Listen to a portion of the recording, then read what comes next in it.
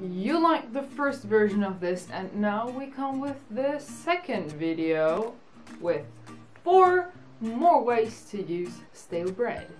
The first video, if you haven't watched it yet, is up here, or is it here?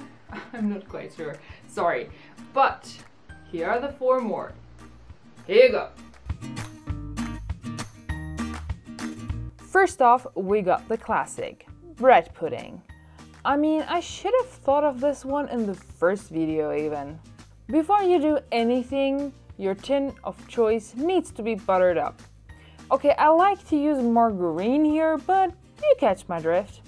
Then you cut your stale bread into cubes and toss them right in here. I mean, they don't need to be cubes, but I find it makes more sense to me. I mean, you can even make layers and even go fancy, but chaos is my style. Then we add to the eggs some milk, then some vanilla sugar or extract, some sugar, finally some molten butter. Of course, oil will do the trick as well, but butter has a certain taste to it, if you know what I mean. Give that a quick mix to break the yolks and incorporate all of the ingredients well together and pour it over the bread. I actually like to press the bread down a bit to get it all soaked up together. And if you're not in a hurry, letting it rest for at least 30 minutes improves this dessert immensely. Toss it into the oven and ta-da! You get yourself a delicious dessert. As a final touch, it gets covered in powdered sugar and dig just in. I really like bread pudding, and I hope when one day visitations are a thing again, I want to serve these in individual cups that you can bake them in, and that would look really cute. And another thing that I really like here is you can pair it with fruit. Just toss in a few cubes of apples, for example, and it's amazing. But you need to consider that apples will have more fluid, so you might want to put less milk in there or let it bake for just a bit longer. But it tastes amazing.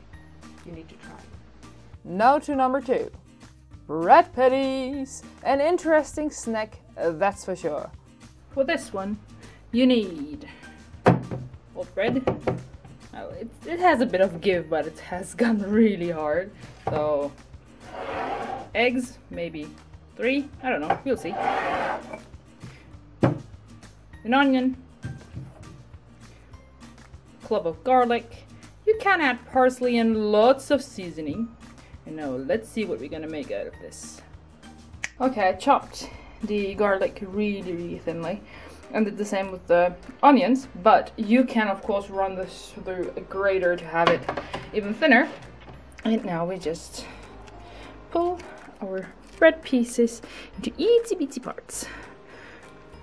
Yes. This might take just a teensy bit.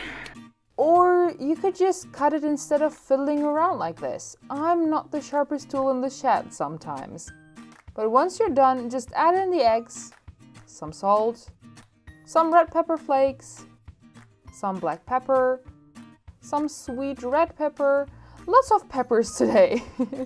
But I like the different flavors working together. And start kneading it so that we get a decent coverage.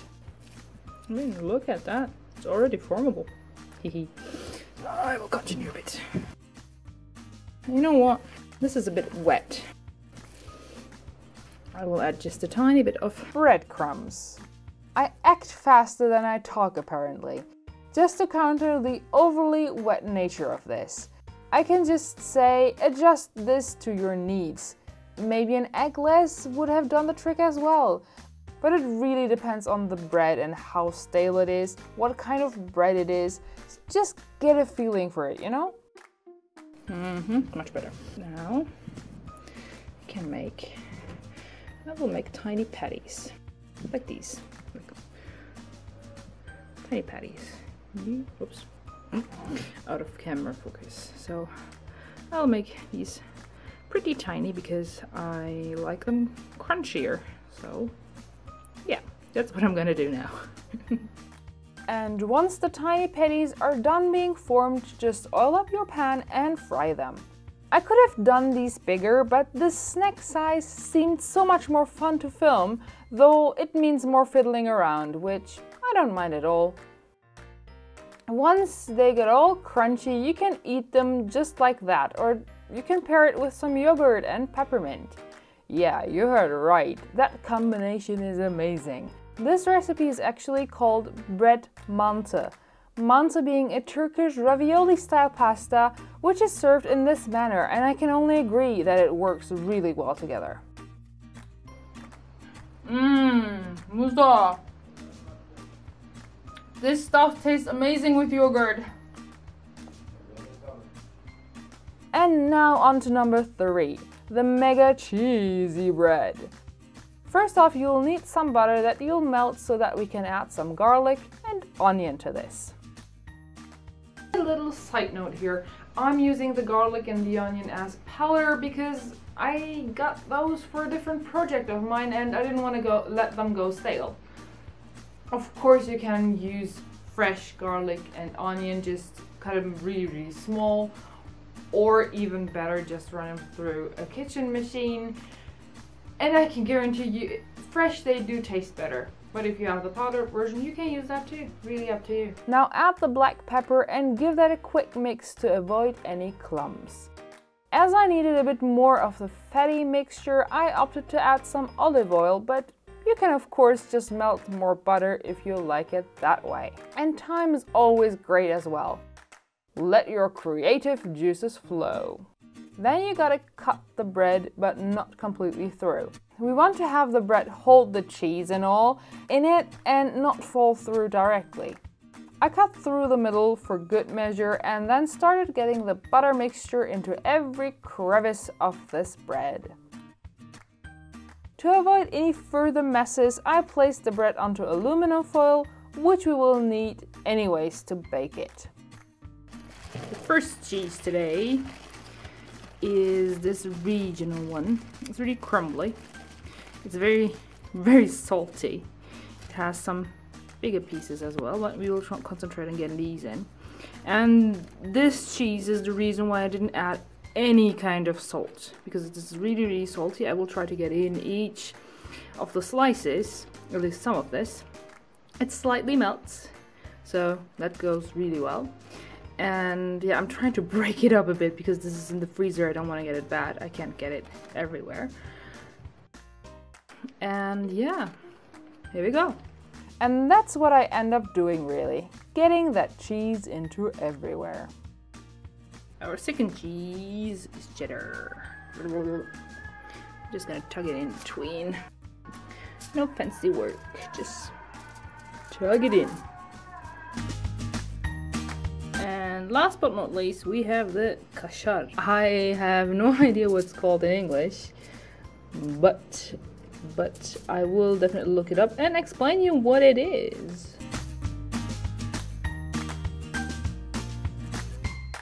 Ah, and another thing, I'm using these 3 cheeses. That doesn't mean you can't use milder ones or completely different kinds. This cheese, it does melt, but not like too much, but you know. What I meant with that, it still kind of holds its shape while being soft.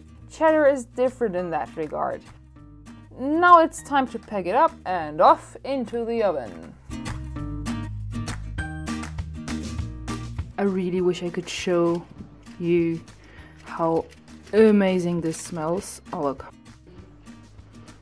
Oh look at this, it's crunchy, look, I can't. Oh yes. And our last one is the lazy version of the bread pizza, the bread gratin, or gratin, or however you pronounce that. Just cut the bread into small pieces, alright? So this is our base. You can make these, of course, smaller if you want to, but I like some chunks. I mean, it's soft after all, so yeah. Now you can add whatever you like. And here's what I'm adding. Just like with pizza toppings, pretty much everything goes. So here I got my sucuk, a spicy sausage, getting some corn in there. Cheese is a must, of course. and olives to have a bit of the salty taste as well. Now for the base of this, all we need is eggs, milk, dill if you like it of course, other spices such as sweet red peppers, thyme, black pepper, and some salt should be added as well. Just give this a quick mix and pour this all over the bread mixture. Just like I said with the bread pudding, I like to press it down a bit to make sure all the bread gets a chance to soak in the juices, and now off into the oven. 20 minutes later. And here we have it, some nice little oven baked bread goodness. It is an absolute treat and goes really well for breakfast if you ask me. I hope you have enjoyed this week's video and found them actually helpful. Nobody should waste any kind of bread or food or anything, to be honest.